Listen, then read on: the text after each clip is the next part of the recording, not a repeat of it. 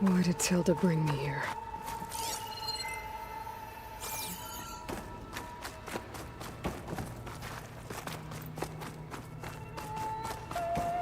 What was all this for? Some kind of survival bunker? What is this? Just a few favorites from my collection.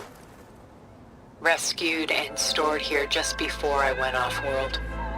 Take a look, if you like. I'm curious to hear your impressions. My friend is dead. Beta and Gaia are gone, and you want me to look at old paintings? Don't be so quick to dismiss the comfort we can find in art, or the insight we might gain. My favorite pairing, on the left, is Woman Reading a Letter by Vermeer, a true master. And on the right is a forgery, Woman Reading Music, which fooled experts into believing it was a priceless original. Early in my career, I became fascinated with such deceptions. Eventually, I developed scanning software that could detect fakes with unparalleled accuracy. Is that how you made enough money to buy your way onto the Odyssey? Oh no. I made my real fortune later. Why do you keep the forgery? I've always enjoyed studying the two side by side. Both painters capture light, color, and perspective. But what makes one a masterpiece and the other simply an imitation? The forgery looks... sharper? Good eye. The details are crisp. The contrast bold. It tells us more, and yet we feel less. What's in the letter? Who can say? What does the painting tell you? She's... concerned? Whatever's written in the letter troubles her. A burden she can't put down. Fascinating. Why go through so much effort to make a fake masterpiece? The forger initially painted under his own name, but found little success. His work was considered unremarkable. But when he took on the guise of Vermeer, suddenly it was celebrated as extraordinary. But it was a lie. And he knew it. Sometimes we struggle to glean what is real and imagined, even within ourselves. The irony of these two is that Vermeer died in obscurity. He had no idea his work would become some of the most precious, most copied, most preserved pieces in all history.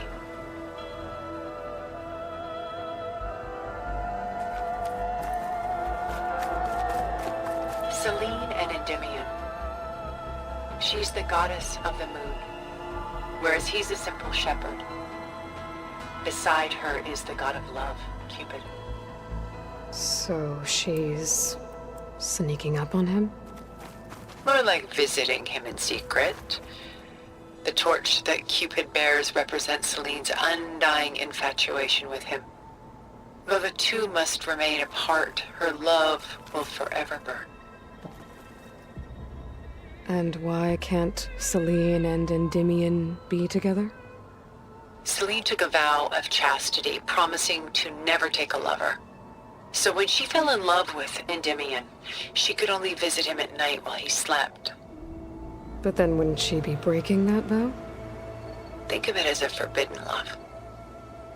Though circumstance keeps them apart, still they find a way to come together, however briefly. Aren't Selene and Endymion cold? Perhaps we should move on to another piece. Shall we move on?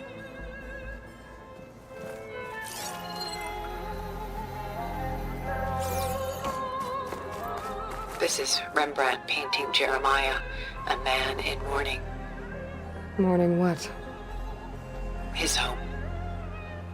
The ancient city of Jerusalem.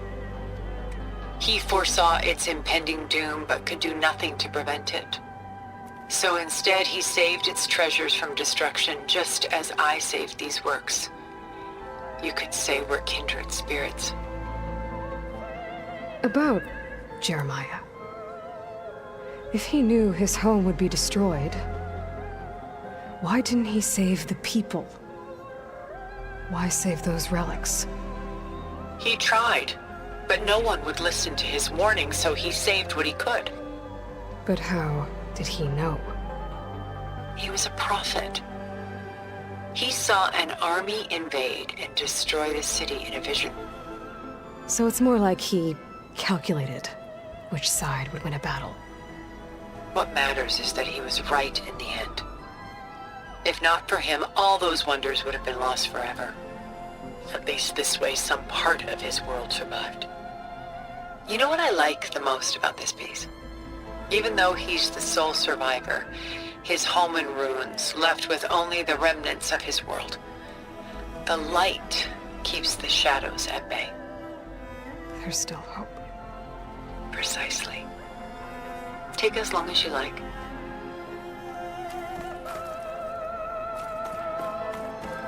A portrait of the painter, Rembrandt's son Titus, depicted in the habit of a monk. I don't get it.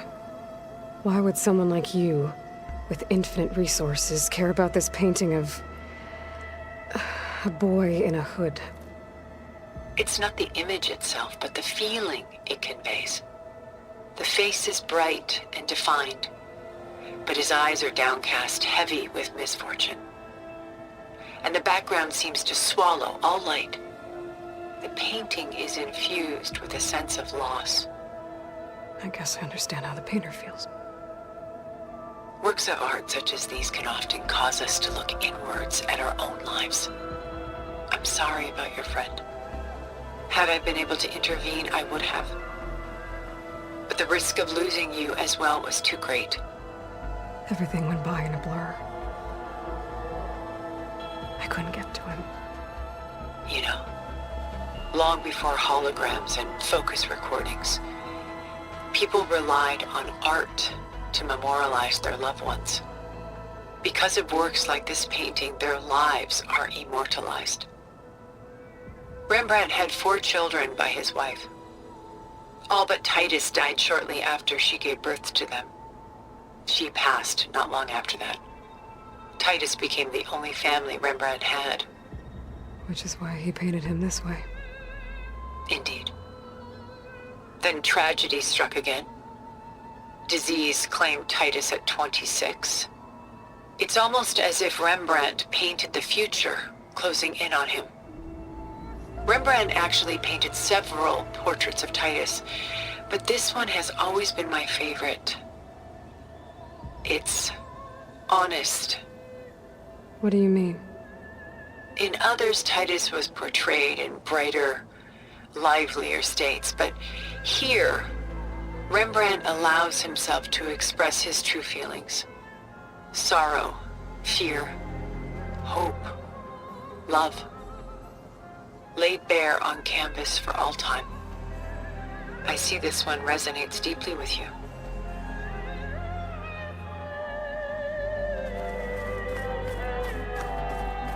Rembrandt's The Night Watch, by far the most famous painting my homeland ever produced. It was commissioned to honor a militia made up of influential citizens. I guess you must have been an influential citizen. In my day. But not as influential as you've been in this new world. The militia. They look disorganized. Where others painted such scenes in a stiff and stationary manner, Rembrandt chose to show them in action, preparing to march. He wanted them to feel alive. You can almost hear the commotion. Who's the girl in the painting? She's a strange one, isn't she? Bathed in light, though no one is paying attention to her. Many believe she's a symbol of the militia. A physical manifestation of their spirit, if you will. But she's not real? What's real in a painting? She's meant to represent the militia's virtue and victory. But I like to think they underestimate her. She looks as if she's seen something. What does she know? What secrets does she keep? There's so much detail to take in, isn't there?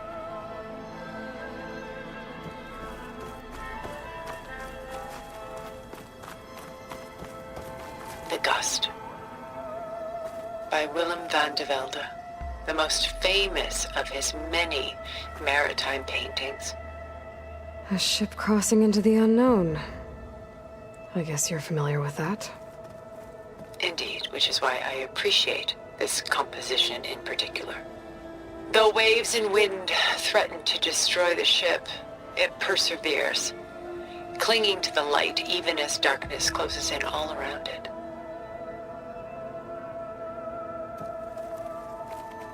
Where is the ship going? To a faraway land, most likely. My ancestors used ships like these to explore the world, sometimes at great cost. What were they looking for? Anything of value. They were traders willing to face unknown dangers to make their fortunes. But no matter how far they went, they always turned their sails home. So this Van de Velde only painted ships? It was his specialty, following in the footsteps of his father, Willem the Elder. The two had quite a journey of their own, taking them all the way to the court of a foreign kingdom. Did they ever come home? No, but eventually their lives worked it. Take your time.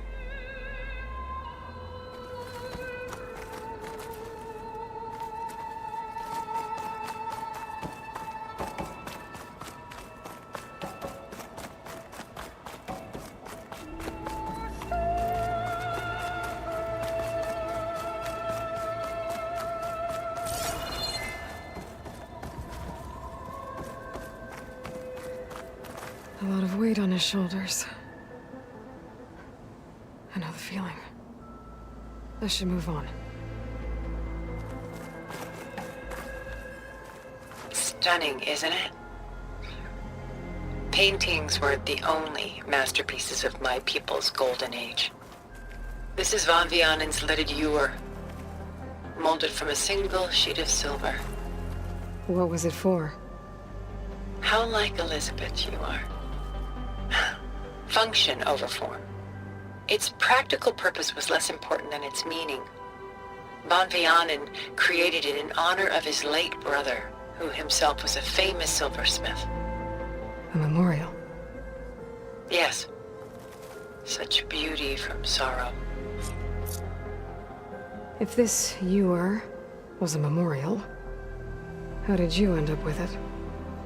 As the Pharaoh swarm closed in, my homeland's greatest museum gave it to me, along with many other works, in the hope that I could preserve them.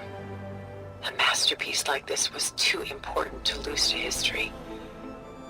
I even considered bringing it with me off-world to ensure its safety. Why didn't you? I took a calculated risk. This vault seemed more secure than the unknowns of space. Besides, I thought someday I might return. A long life, after all, has its advantages. Now, lo and behold, here I am. Exquisite, isn't it? She's pulling out her own hair. Out of madness, out of grief. It's hard to watch her suffer. I should move on.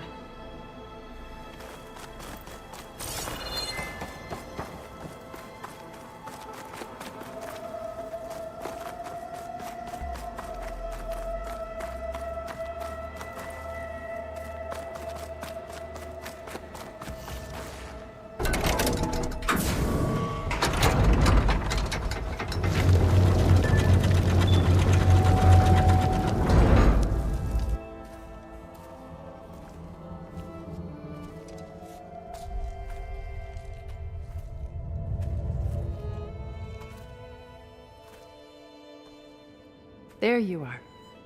Feeling better? How did you find us? At the cauldron?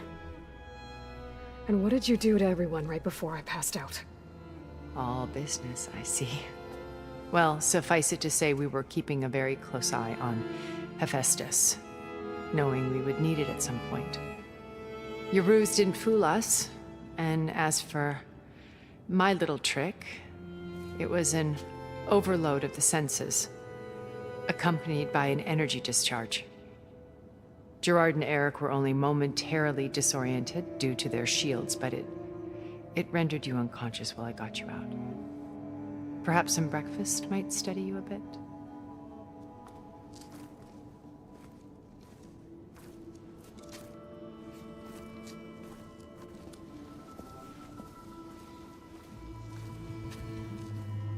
This was your house. The one you recreated for Beta, in the data channel you shared. How perceptive of you. Please, this way. After everything your people have done, you think I'm just gonna sit down and have a chat with you? They're not my people. They never were, and especially not now. You shot off into space with them, and lived with them for 1,000 years before coming back. So what made you suddenly turn on them? Quite simply, this. I held focus. You repaired it? But that means you've seen Incredible things. What you've accomplished in 2 decades of life.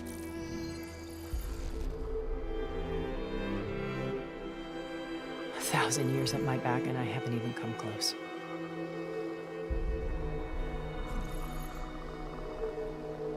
I'm sorry if I invaded your privacy, but I had to. In order to understand. To be enlightened. You truly are Elizabeth's blood. With her drive, her sense of mission, her integrity. Watching all this shamed me for the company that I've kept. Having seen it, all I want is to help you. even if it means stopping your friends? Especially so. Please, sit down.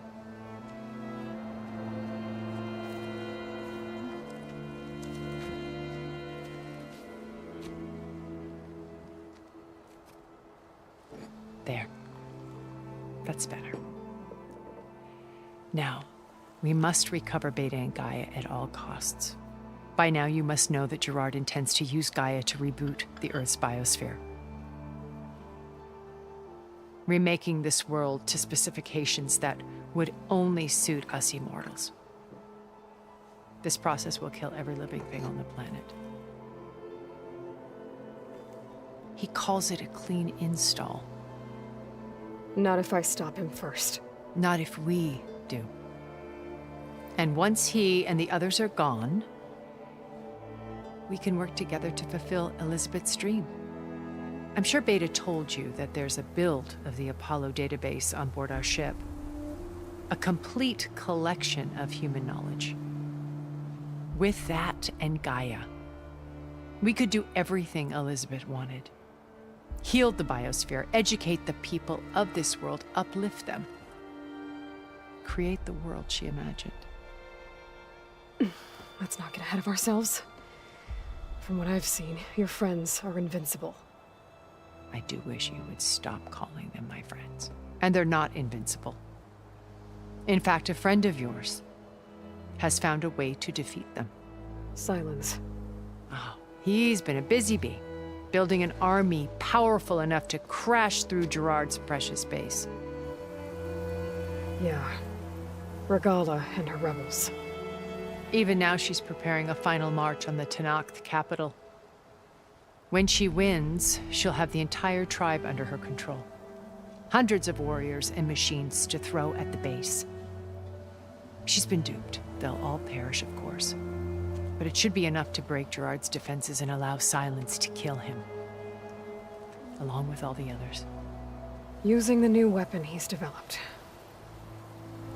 Yes, he's found a way to circumvent our shields. Truly an exceptional man. He's planned for everything. Except you and me. You see, while his army is battering down Gerard's doors, You and I will sneak in through a back way, one that only I know about, while Silence and my friends are busy battling each other.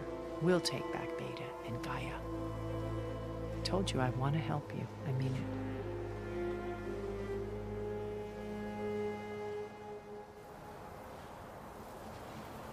You said Beta is not in urgent danger, so what are the Zeniths doing to her?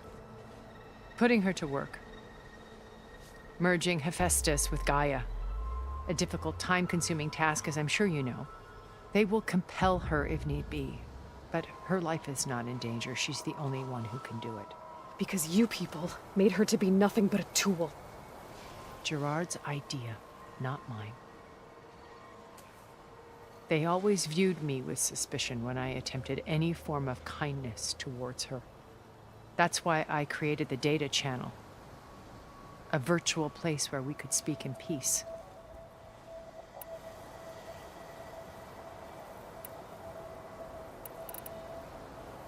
So this channel you shared with Beta, none of the other Zeniths ever found out about it. Gerard believes he's the most cunning of all of us. Even after 1,000 years, he still can't imagine that I would outwit him. The channel allowed me to interact with Beta away from their mistrustful eyes. It offered us a chance to be ourselves. Until you cut off all contact. Yes, though it pained me. I was worried that our meetings would do her more harm than good. Well, she felt like you tossed her aside. I was afraid the others would find out and punish her. She may not have had the comforts of friendship anymore, but at least I ensured she was safe. I know it seems harsh, but you must believe that her well-being has always been paramount to me. Why did you make the data channel look like this place? I built this house as a shelter to weather any storm. A safe place. Not just for me, but for the art stored below. Cultural artifacts of incalculable value. Truly some of the greatest achievements of human civilization. And you wanted Beta to see them? Yes. Her upbringing was so cold and technical. I thought if she could experience Vermeer and Rembrandt, it would bring something else into her life. A heritage every bit as valuable as the scientific and technical data being drummed into her. I'm sorry I had to cut off contact, but I'll never regret sharing this house with her. She needed its shelter even more than I did. Beta told me your colony was destroyed. That you came back to Earth because you had nowhere else to go. It's true. After we reached our destination, a planet in the Sirius star system, we spent decades building a new home. The physical constraints of Earth, the boundaries of mortality, gone. To think of what we could have done with it. It might have been a utopia. Instead, we stagnated, absorbed in effortless comforts and virtual realities. It took a cataclysm to finally yank us out of our stupor. What happened? A massive geological event. We knew of instabilities in the planet core, but we underestimated them. By the time the collapse was upon us, it was too late to stop it. Only a few of us made it to the ship in time. We set course for Earth, the only safe harbor left to us. Which you decided to make unsafe for anyone else. Not me. Gerard. He believes it's better to wipe the canvas clean than work around the smudges. No more primitive tribes, no more combat machines, only a blank slate to do with as he pleases. But we will stop him. All we have to do is get into that base. What exactly is your plan to sneak into the Zenith base? We will make use of a lesson I learned from an early age. Always know your exits. In this case, a place where Gerard's new construction meets the ancient foundation, a passage that only I can access. When Silence flings his army at the base, we will enter through this back door. bypassing most of the fighting. The distraction will provide us with a window in which to rescue Beta and Gaia. Once we're inside the base, where will we find Beta and Gaia? Here in the command center.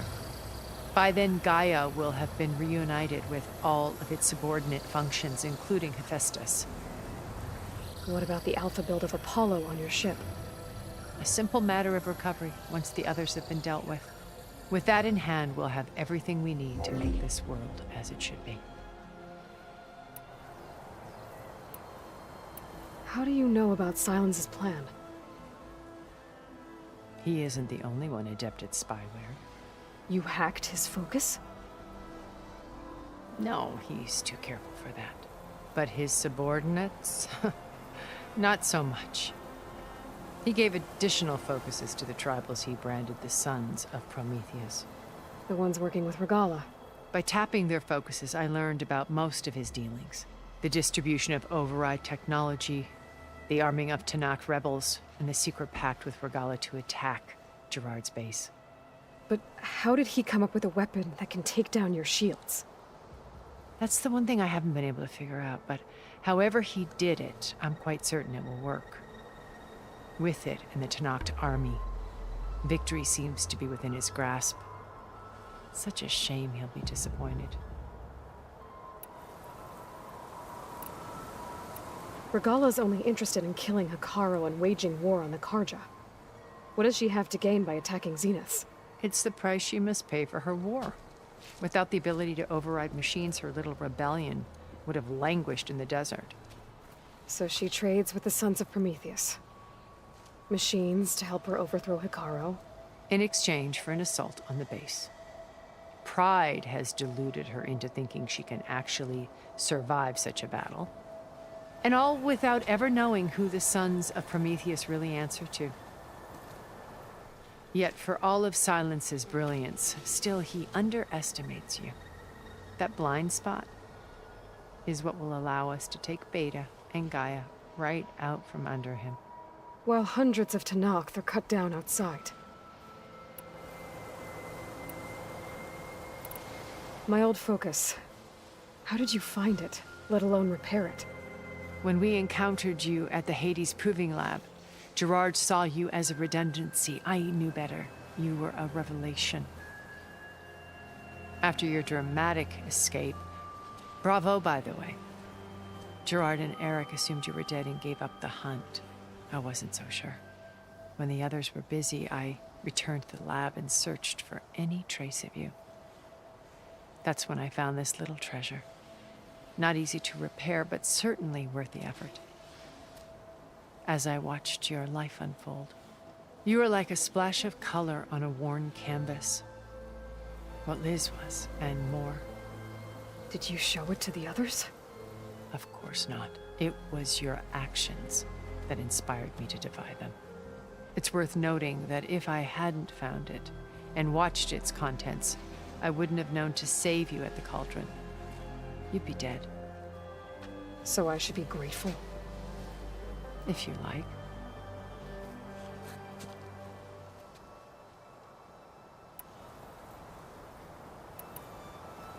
So you know all about me.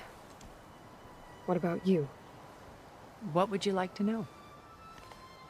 Well, start with your life on Earth. When I was 8, terrorists flooded my home city. Thousands drowned, my parents included. I was one of the few who survived. My guardian sent me to boarding school. Among my peers, I was the strange girl, the orphan to be avoided. All because of circumstances beyond my control. Oh. So we're a lot alike, huh? Aren't we? You were an outcast. But you didn't let that stop you from getting what you needed. Neither did I. I climbed my way out of desolation and used my wits to build a fortune. First from the technical analysis of art and the detection of forgeries. Profitable expertise in those days. But as it turned out, the software I developed was even more useful for counterintelligence. From there, it was only a short step to gathering extremely valuable intelligence on my own. You were a spy? More like a service one could turn to for information. I had to remain anonymous, of course, to protect my privacy. But despite that anonymity, Far Zenith inevitably sought me out. What happened when Far Zenith approached you? They painted an irresistible vision of humanity's future. One where we need not fear illness or death, where we explored the furthest reaches of the stars and thrived. It was only later that I realized that they only intended to bequeath this future to the rich and powerful. By the time I finally figured it out, the walls were closing in, Pharaoh's machines were devouring the Earth. So I accepted Far Zenith's invitation to a berth on the Odyssey. I wanted Liz to come, but she had nobler plans, as you well know.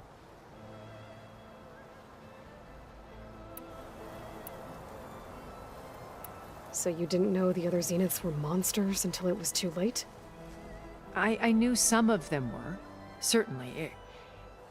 It wasn't until we were off-planet that I understood the true scope of their greed. I was grateful to simply be alive, but the others became obsessed with a kind of effortless immortality. They built a colony where machines serviced their every need, where any memory or fantasy could be endlessly savored in virtual reality. It wasn't life. It was stultifying, a pampered dream state. As the decades passed, I withdrew more and more, alone yet again, but this time with eons to consider my mistakes. Now finally, having met you, I feel like I have a second chance. To do what? Help you, of course. To fulfill Liz's dream, which isn't so different from Far Zenith's original vision. A better future for humanity.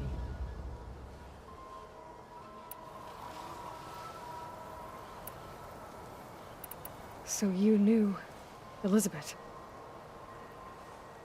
What was she like? Liz was everything she was. I see in you. And more.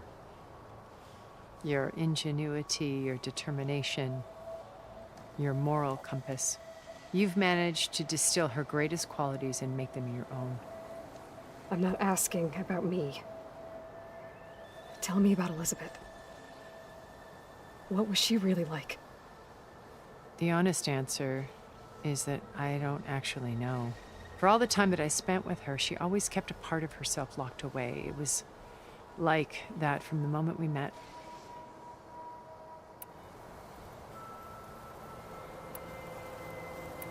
So when you met Elizabeth, she was what? Distant? Aloof? Not aloof. Not exactly.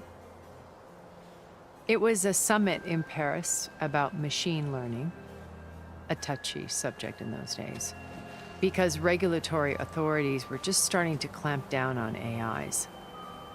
Liz gave the keynote address.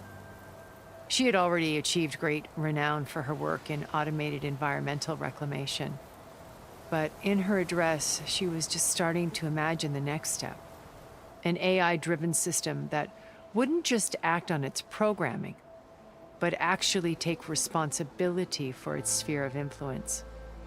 To care about life. Not just follow orders. Revolutionary stuff. I was fascinated. And I wanted to meet her for a long time. I watched her after her talk. She had spoken with such moral authority, such empathy. But after that, she retreated. I could tell she felt uncomfortable with all of her admirers. It was as if giving the talk had cost her something. I didn't want to be a pest, so I planned my approach carefully. So how did you finally approach Elizabeth after her talk? I picked the right moment. The morning of the next day, right as she came back to the conference, she had just had her coffee. She was fresh, rested. It was like she had braced herself for the onslaught of colleagues. I asked if I could walk with her, then put forth a question about her talk that I thought was intelligent. Her answer made me realize it wasn't, but she was very welcoming, almost as if we were previously acquainted. It was only halfway through the conversation that I realized she knew exactly who I was. It was quite a shock to me. My business was trafficking in secrets, and I took great pains to protect my anonymity. So that was Liz, perpetually one step ahead. I came to view our meeting as a metaphor for our friendship. She always seemed to know me far better than I knew her. I guess I know the feeling.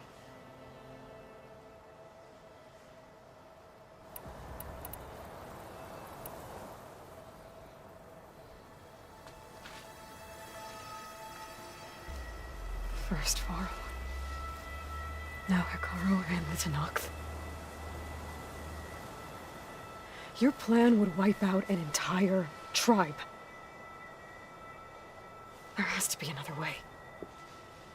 We are in an admittedly desperate situation, but I assure you there isn't.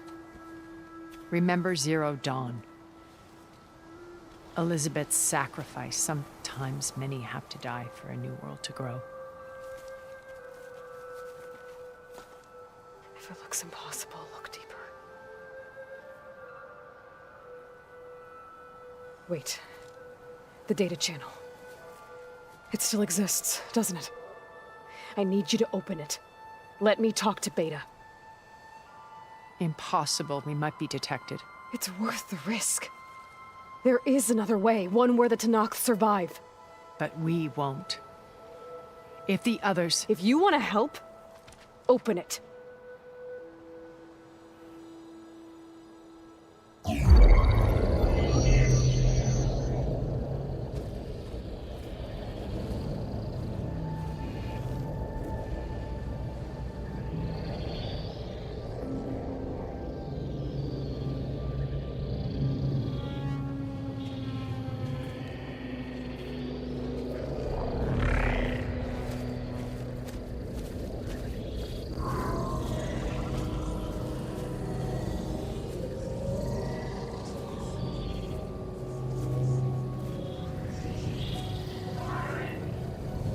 What are they doing to her?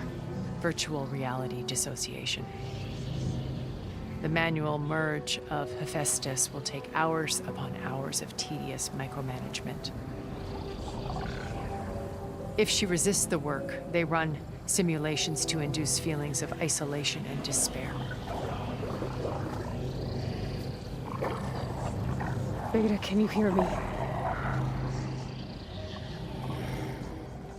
You're alive. They're watching me. I can't hold up this extra protection for long. You should have killed me. No. No, look at me.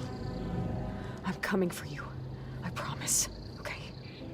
I just need you to hold out a little while longer and work on the merge.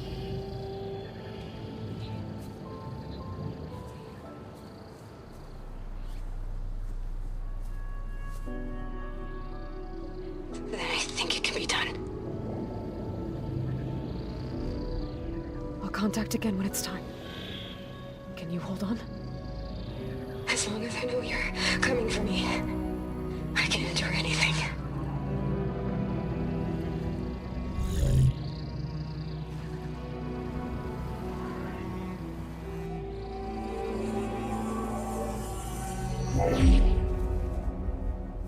All right. I did as you asked. Now I think you need to tell me what you're planning. I'm going to take Silent's army away. I don't need it. Only the weapon he made to penetrate your shields. And how do you propose to get it? Ask him nicely? Without Regala and her rebels, he won't have a choice. We'll be his only option. Only option for what? What did you tell her? That is between me and my sister. Will be Sylens' only option for crashing that base. I'll tell you the rest later. But first, there are a couple of things I have to do. Oh. And what are those? Lay my friend to rest. And then I'm going to use the override that Beta gave me at Gemini to put an end to Regalla's rebellion. From the air. Wait. Since you insist on doing things your way, I know of something that will truly help you make a grand entrance with the Tenakth. The ancient Horus Titans still possess electromagnetic energy cells as part of their arsenal. Drop one of those on Regalla's army and they'll receive quite a surprise.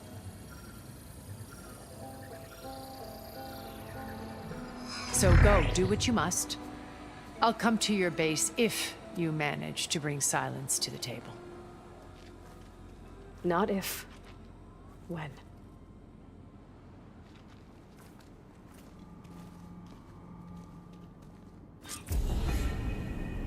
Erend, are you there? Aloy! Aloy, is that really you? Yeah, it's me. Where's everyone else? We're all... we're back at base. What happened? It might be easier to explain in person. I'll try to join you there when I can. Okay. We'll wait here for you. It's good to hear your voice, Aloy.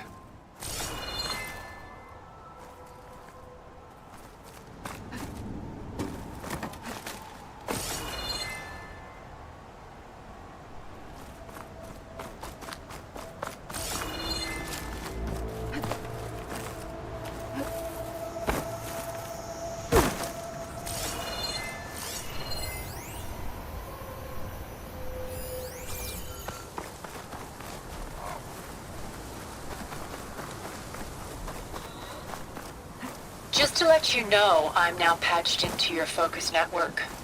Great. I take it the other Zeniths can't hear us? Of course not. And they don't know about your base either, in case you were wondering. I've sent you data on the Horus energy cells you can use against Regalla's forces.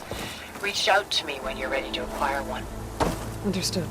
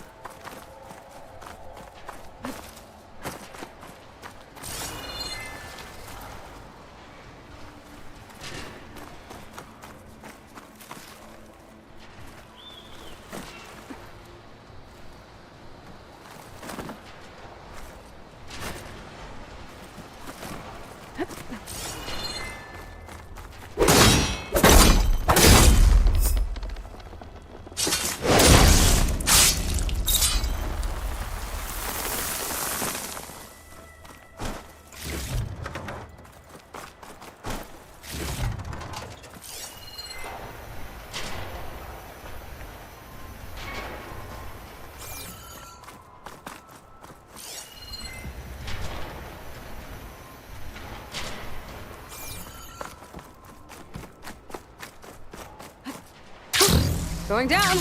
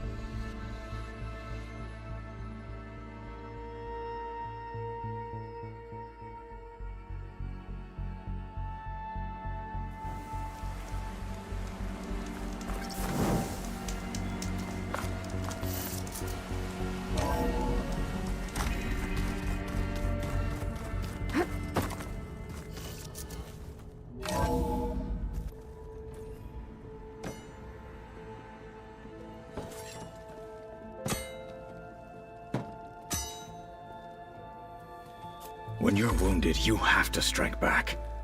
Draw blood. Hey!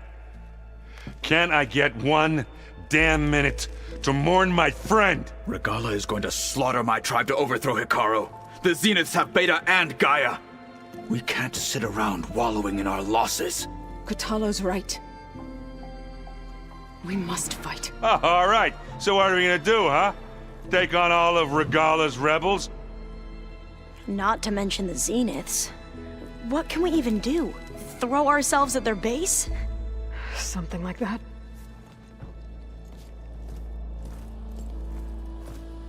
So...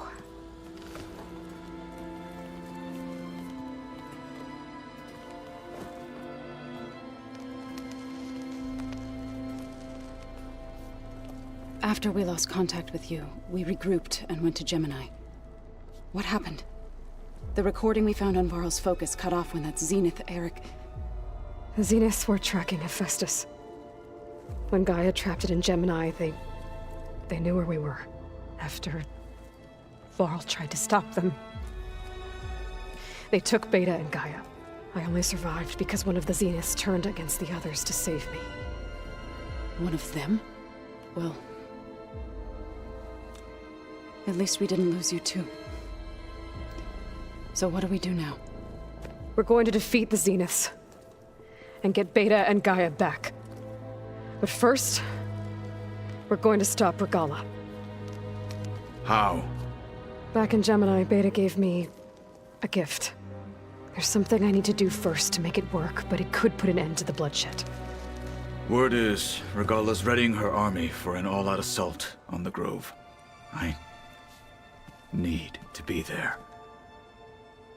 I know. Go. Stand with Hikaru. And keep an eye on the sky. Strike true as the 10. The rest of you, whatever preparations you need to make, upgrades, resupplies, get on it. It won't be long before we take the fight to the Zeniths. We'll be ready, Aloy. And when you're ready, meet me outside the east exit. I'd like to have a word in private. Even when things are darkest, you're the flame that lights the way forward. Just tell me one thing. Am I gonna get to smash up a bunch of Zenith bastards? We all are. Good.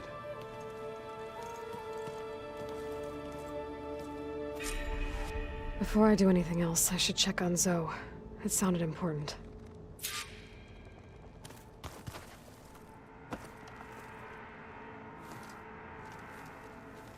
I thought you were gonna go fight some Tenakth. I wanted to check in with you first. Yeah, don't worry about me. I'm just, picking up the pieces like everyone else. I'll be there when you need me. I never doubted that. Oh. Good. I'm glad you're back. So am I. I know you hate waiting, but you'll have to stay back here a little longer. Well, you go do what you gotta do, but are you okay? It's not just Varl we lost. Beta's gone.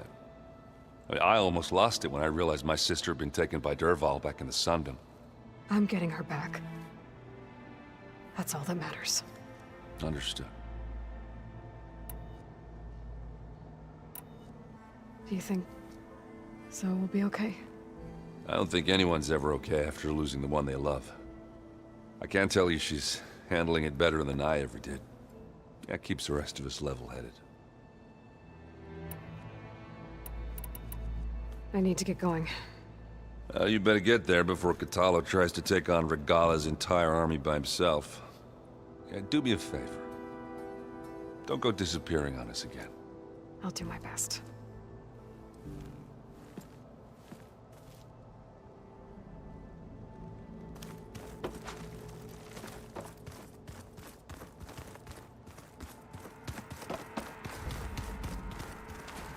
You look busy. My studies are a good distraction, especially after Cauldron Gemini. Varl, Beta, Gaia, gone. And that's just the beginning. The Zeniths want to rob us of our future, too. We won't let that happen.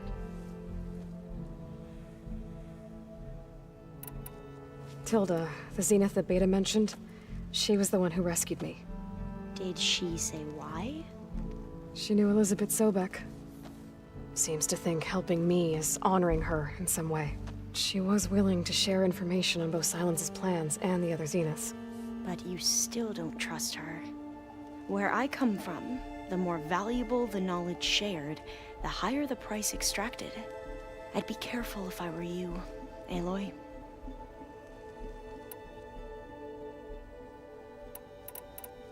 So, all of the tribes here are new to you? Yes, I've been studying up on them. The most fascinating one thus far has been the Tenakth, an entire culture based on the holograms of an ancient museum. There's much they've misinterpreted, not unlike the Quen. But still, there's a nobility to what they've become. They're honorable and fearless. And deadly. How are you holding up? Varl's loss is heavy on everyone's mind. I didn't know him well, but I can see how much he meant to the others. Zoe and Erend seem to have taken to it the hardest, but I don't quite know what to say to them. They need time to sort through it. And what about you? Will time heal your wounds? I don't know. I try not to think about it.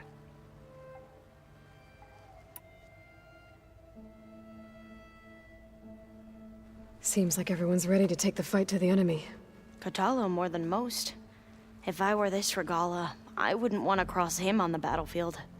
Regala still has a lot of machines on her side. That's where you come in, I suspect. If my plan works. I should get going. Be ready to go on my signal, okay? I won't let you down. I know.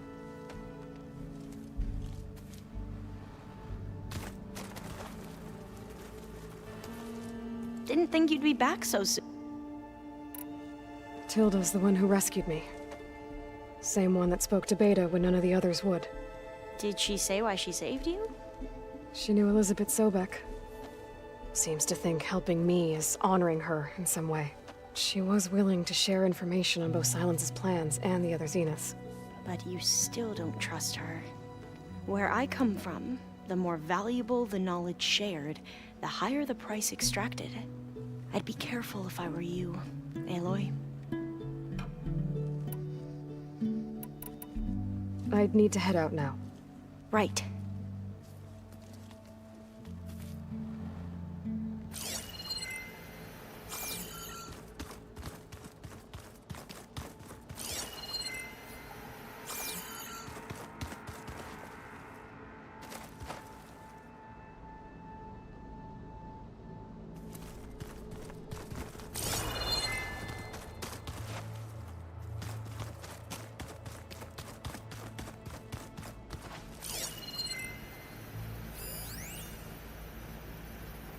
I've been tackling the design of the Ag Lab.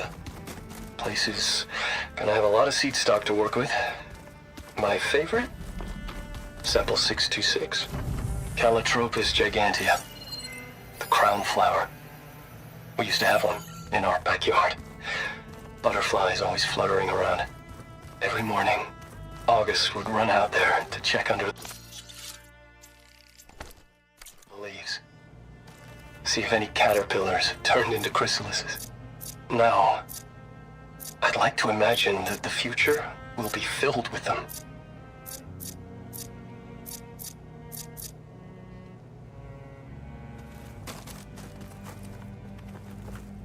When it looks impossible, look deeper.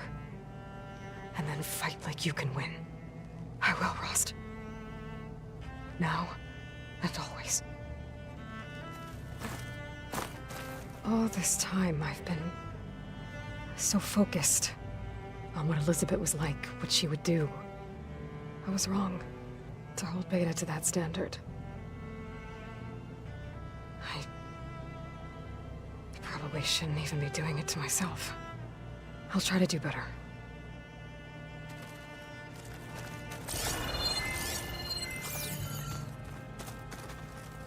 So Silen's plan was to trick Regala into sacrificing her tribe in a hopeless battle against the Zeniths. It's so heartless. Hikaru, Dekka, Katalo, countless others. I won't let their lives be thrown away. Focus. It's Varl's. I used to think no Nora would ever accept one, but Varl did. Even when he was overwhelmed, he refused to let me push him away. I failed Varl at Gemini. I should have pushed harder. I should have done more. I'd give anything to have him back.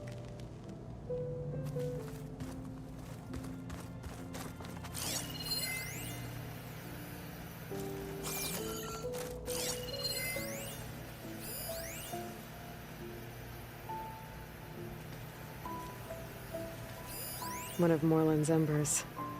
A spark of a new dream for an ancient city. Hey, Alva, did you put a plant in one of the artifacts we found while looking for data on Leviathan? Oh, yeah. I thought it might be a fitting way to commemorate our venture together. I know I don't have a way with plants like Zoe, but I tried my best. Why? Does it look okay? Yeah. It looks... it looks fine. Oh, good.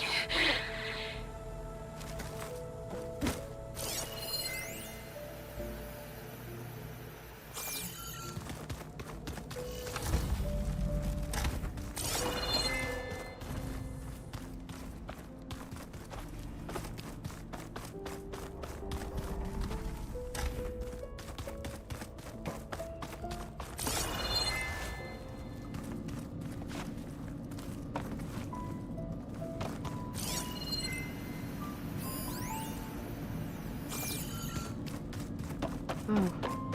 I guess this door's unlocked now. With Gaia gone.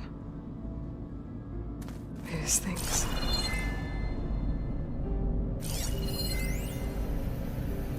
Aloy. If you were listening to this, then, things didn't go as planned at Gemini. I know you'll keep your promise. Which means I must be dead. Well, that sounds familiar, doesn't it? But lots happened since you found me in that ectogenic chamber. Thank you, Aloy. You've been my shelter. And I would risk it all again to be by your side. I know you'll find a way forward. That's what you do. I'm sorry, Beta. But I'm getting you back, no matter what it takes.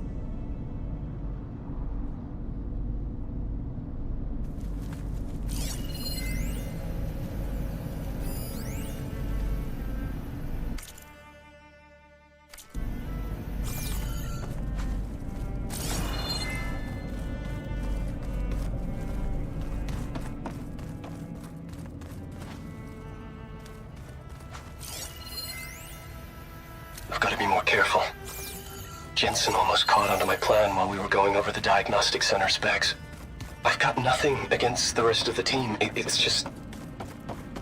I'm sure they've all got family they're gonna meet up with in Elysium. But me? I couldn't even bury August. There is nothing of him left besides my memories. I won't let those blink out of existence too. The vault's for us, no one else. 11 more weeks before we lock the blueprints. Then the rest will be up to Gaia.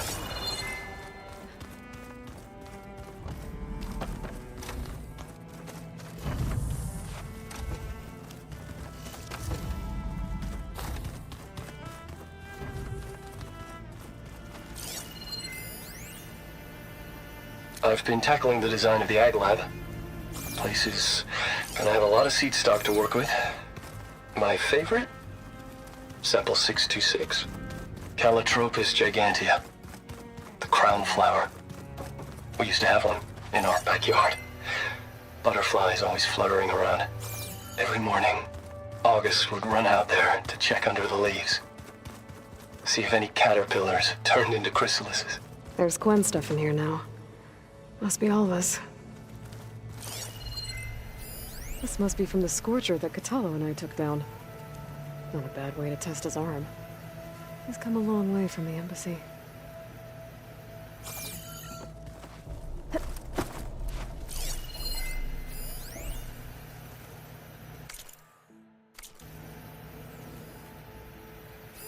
Every time we find another link to Dervahl, it's like opening up a wound for Erend all over again. I really hope Acero was the last one. Maybe now he'll finally be able to heal from the pain of his sister's death.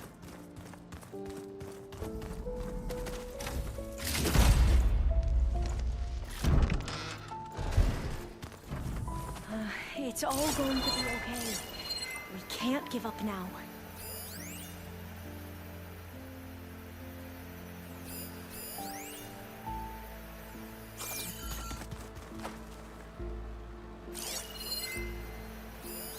Looks like an artifact from Thebes. A tomb for Ted Pharaoh and the CO. What a pair.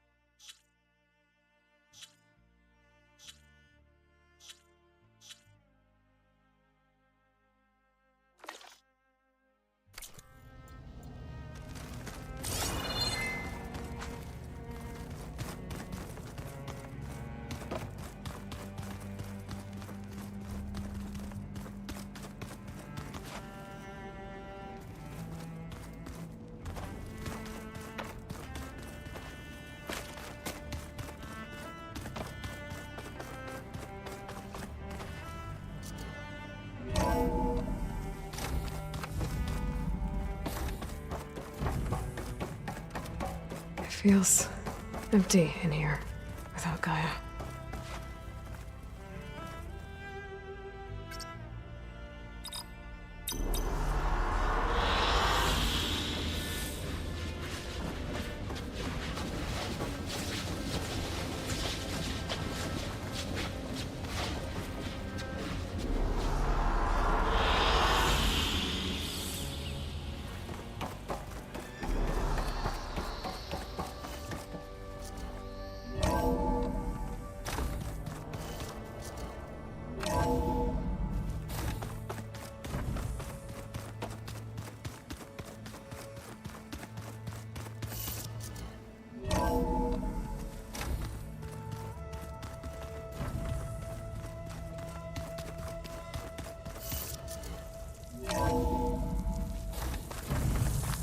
Skin's cracking from the cold.